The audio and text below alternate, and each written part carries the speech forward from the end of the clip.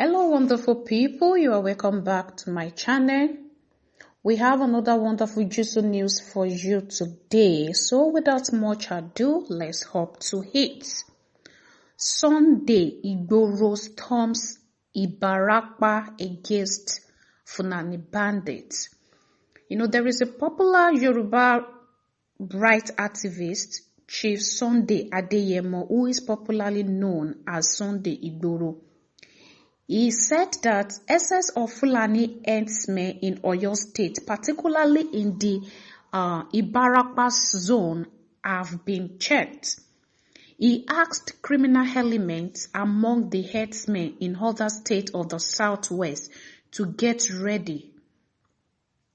Adeyemo stated on Friday while addressing a crowd in Igangan, Ibarakpa North local government area of Oyo State, where he had gone in complaint of a group of people to chase Fulani herdsmen who are believed to be the brains behind kidnappings and killing in the area.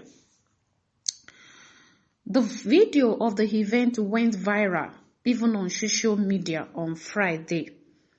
And following the security threat that the actions of Fulani herdsmen posed to Ibarakpa land, Adeyemo had, visited the leader of the Fulani in that area, whose name is Saliu Seriki, in his house at Igangan last week Friday, to convey Ibarakpa residents over the insecurity of lives and properties in the area.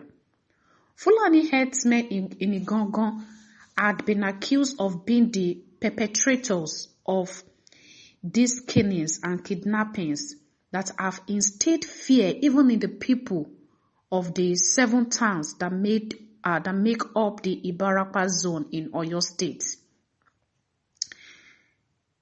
In the past 1 week, the quick notice had been the topic of discussion in the state as the state government emphasized that no individual was constitutionally empowered to evict anyone from any part of the country.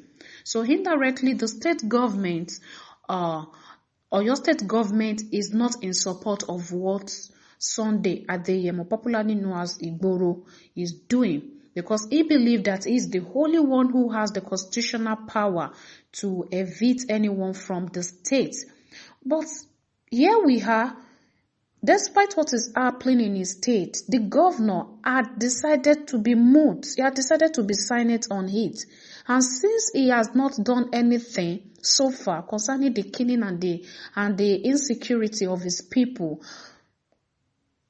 hence the need for Sunday Adeyemo and other aggrieved youth to stand up and fight for the protection of their own lives and property, since the government had failed them. Ibarakpa people in the past days had wondered if Adeyemo will visit Igangan as promised if the Fulani refused to leave Ibarakpa community before the expiration of the ultimatum, because Adeyemo had given the Fulani who are living in the Ibarakpa community an ultimatum for them to vacate their land, and which I think is right. It is their land. I don't know what Fulani, yes, this is a country whereby all the citizens in Nigeria can move from one state to another. But if this movement from a particular region to another region is constituting nuisance, I think the residents of that particular region who are victim of these killings and insecurity has the right to stand up and protect and do the needful. Adeyemo made good promise with the people of Ibarakpa that he was going to visit them. Youth from all the states in Ibarakpa zone joined Sunday Adeyemo Igboro convoy in their wanderings with the motives of driving Fulani herdsmen away following their refusal to leave Igangan. The Fulani had even refused to leave Igangan despite the quick notice that is being served on them, as demanded by Ibarakpa people. Meanwhile, shortly after Sunday Igboro left Igangan, the house of Saki Fulani of Oyo State, Alhaji Saliu, Abukade, was allegedly set ablaze by the aggrieved youth in the town. The public relations officer, Alhaji Mustafa Aliu, said the incident happened on Friday evening. An aide of Chief Adeyemo, who spoke on condition of anonymity, said the incident happened after his principal had left Igogo. Because Sunday Igboro was not there to fight, but he was there to appeal to both sides and assure Yoruba residents that there won't be any problem. When contacted, the Seki Fulani Alhaji Saliu confirmed the incident. He said his house and all his vehicles had been set ablaze. He said, as we speak, we are in the bush. Our cars, numbering about 11, have been burnt. Some of our children sustained injuries, and we are finding a way to take them to hospital. My children have left their houses for the bush. We need government to help us. Indeed, I think, you're killing all the kidneys. No, seriously, we found about their escapades, what they've been doing in the north, killing, and the president had said nothing. He had not come out to speak or address the aggrieved Yorubas or Igbos that were being killed, even Christians that were being killed in the north. And here you are, just common burning of properties, of which I'm not saying that is good anyway, but even no life have been lost, and he is here raising alarm, crying wolf for to the government. We need government to help us. Police operation bust and other security agencies were there when they set my house ablaze, he said. That is Abubakar. Now, Chairman Miyeti Allah in the state, Alhaji Ibrahim Gigi, described the incident as unfortunate, urging the government to find a lasting solution to the Fulani farmer unrest in the state. Imagine. As we usually say, not all Fulanis are evil, okay, yes. Although it was actually reported that some persons were killed while properties worth several millions of nairas were set ablaze during the clash which occurred in the evening. Even recently, I just want to believe that the action taken by the Yoruba youth in Oyo State was nothing but a prompt action. Because when in a situation whereby you have a governor who would not speak up, even president is not talking, how much more governors? They are just being mute about issues of Fulani killing here and there in the country. So the right thing that the step the youth took is nothing but the best. Because even Kanu told the Southwest youth, he said, don't rely on government to defend your territory.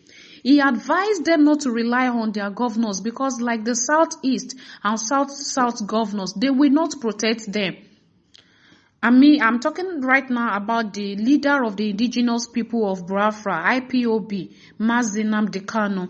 He told the Yoruba youth that the security of their lives and property, including those of their parents, is their responsibility.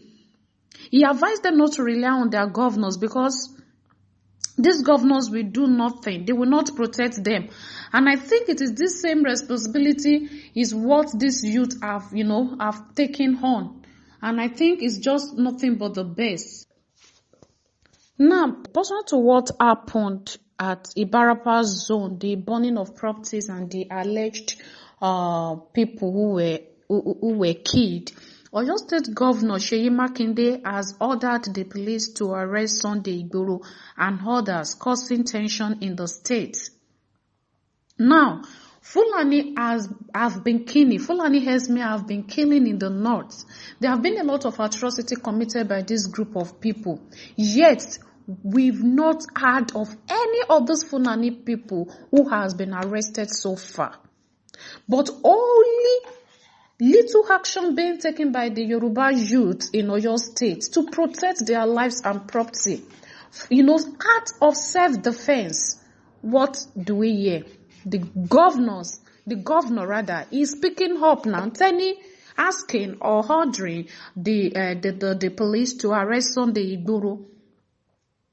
The activists had accused Sunday Igboro had accused the Fulani of perpetrating murders and kidnappings. Now, Makinde declared that his government will not allow anyone hiding under the guise of protecting Yoruba interests to cause ethnic tension and perpetrate crisis. He maintained that the war Oyo and security agencies need to wage is not against any particular ethnic group, but against criminal enemies, irrespective of their tribes, religion, or greed. Now, he's saying now that it is not against any particular group, as if crime is committed by spirits. Is it not the people who committed? Is it not the ethnic group, tribe, or whatever this thing that committed an offense that will be held responsible for such offense? Now, the governor added that his administration will not allow anyone to threaten the peace of the state by acting unlawfully and saying things that are alien to the Nigeria Constitution. Makinde told the new commissioner of police, Ugozi Onadeko, that his administration would continue to enforce law, to fight criminals, hoodlums, and bandits, irrespective of their tribe or religion. Now, the fight he had fought so far to protect the people he's governing over, we have not seen. It was pursuant to his silence and muteness that warranted the youth who are being led by Sunday to take the action which they took. Had it been the governor had done the needful, had it been he had done the necessary thing he ought to have done, the youth wouldn't have, stood up to do what they've done. For people talking ethnic tension, they are criminals. And once you get them, they should be arrested and treated like common criminals. Now, this is still Makinde talking. He said, I'm sure that since you came in, you must have heard about some things happening at Ibarakwa axis of the state. I will say it here that we are not after Hausa Fulani. We are after criminals, he said.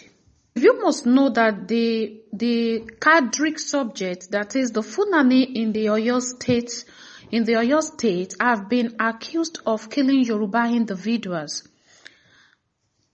Number one on the list is the assassination of Oyo businessman Fatai Aborode, also Alaja Serifat Adisa, and my children, and Igongon Prince, and among others. These are the people who have been eliminated by these Fulani people.